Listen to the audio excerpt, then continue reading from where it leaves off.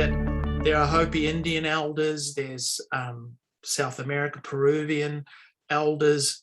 In the last few years, they've been traveling the world speaking to anybody that will listen, because they say now is the time. And some of those sacred traditions, the whole way of it is to keep that secret. It's for the initiated, it's for those who are really, really interested and are prepared to do the preparation and the development to embody those truths. But it's almost like we're going to have to sidestep that. We've got to get out into the world and tell as many people as we can to prepare them for what's coming, because it's a whole change in the way humans have lived.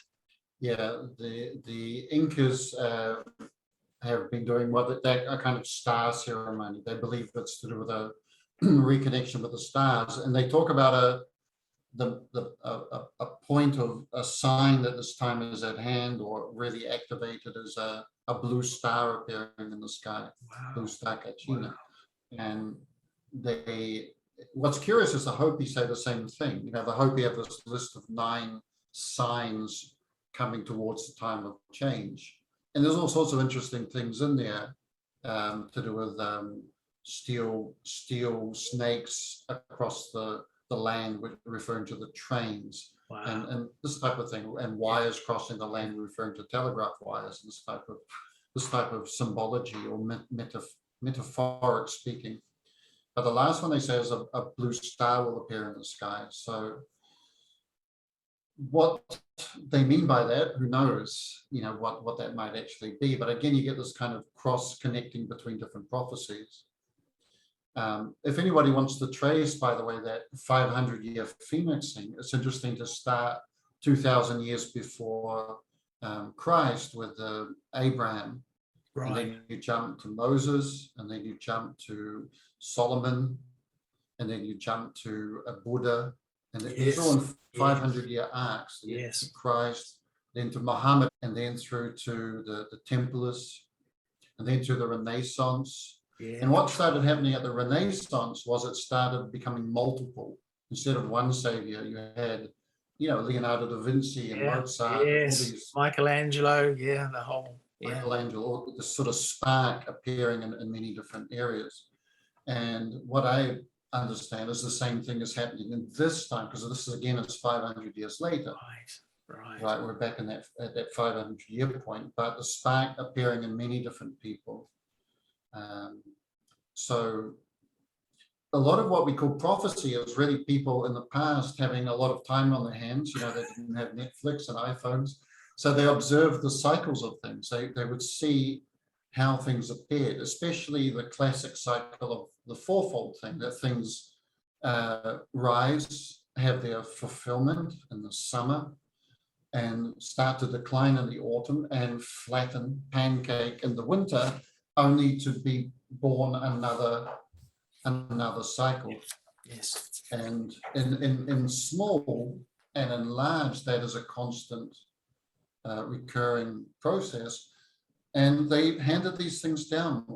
Again, they didn't have books necessarily, but they were excellent at recording the words of their elders. Again, they didn't have books, so everything that was said, they had time to fix clearly in their mind. And some of these ideas passed down through hundreds or thousands of years. Yeah, and obviously that's the other thing about cycles, that when you're aware of that, these times of rebirth and renewal will be coming up in the future. And so, I think that's another important part of these prophecies, is that people felt it was important, because the divisiveness in the world today, the very idea that this was important for humanity, that humanity had an important part to play in the growth and development of the universe itself, that's what they believed. And so even just the care and the value to make sure these things were passed on into the future is quite significant. And that's the thing. If these cycles are recurrent like that, and I think there's overwhelming evidence that they are, then there's a certain element of prophecy in the future it's not even prophecy in a way. It's almost like letting the information of the pattern, so you know what's coming. It's like the story of the all these fables and myths from times in the past where you've got to store up nuts for winter and chop the firewood for winter because this fourfold season happens, and it's a bit like a really long-term version of that. Yeah, what most of them seem to point to is a more, they refer to fire, purification by fire. Quite a few different peoples refer to the flood. The flood is not isolated to the Bible. There's more than 50 different cultures that refer to the flood.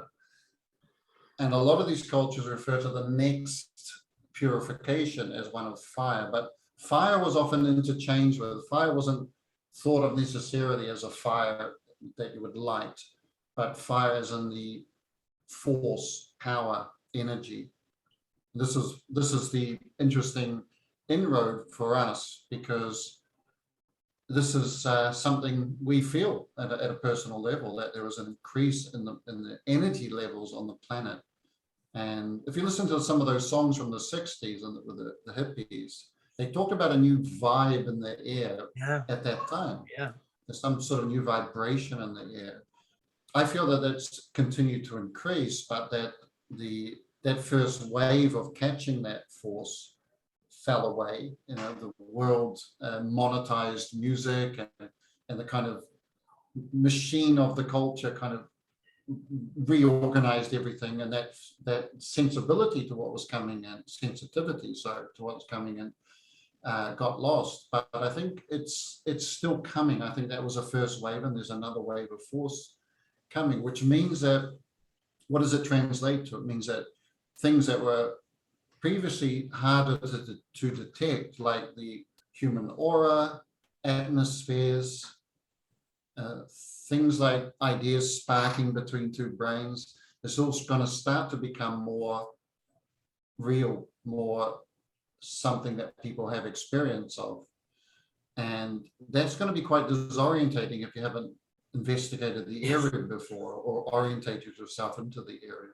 Yes. Our country, right, the New Zealand, the Maori have a prophecy summed up in the words kahinga te are, which means the veil will fall. Wow. Yeah. And what they're referring to with the veil is the veil between the physical realm and the spiritual realm. Yeah. Yeah. So it's very intriguing. And if people are sensing energy and sensing auras and sensing atmospheres, they could, if this is true what we're saying, they could think they're going crazy, because these things are going to become more intense, as I understand it, and as I'm personally experiencing it. Yes.